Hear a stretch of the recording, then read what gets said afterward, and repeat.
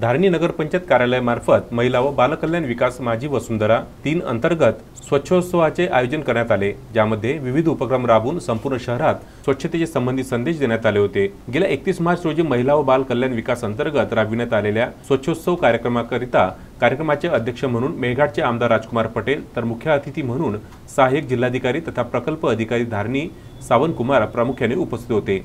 धारणी नगरपंचायतचे मुख्याधिकारी हर्षल सोनवणे यांच्या मार्गदर्शनाखाली माझी वसुंधरा 3 अंतर्गत स्वच्छोत्सव संपूर्ण धारणी शहरात राबविण्यात आले, ज्यामध्ये ज्यांना पहिली एक मुलगी आहे असे लाभार्थ्यांना कन्या सहायता योजनेअंतर्गत नगरपंचायत धारणीकडून 1000 रुपये व प्रमाणपत्र देऊन सन्मानित करण्यात आले।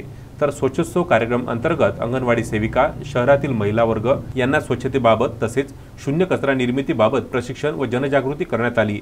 त्याचबरोबर स्वच्छता कर्मचाऱ्यांची फेरी घंटागाडीसह काढण्यात आली।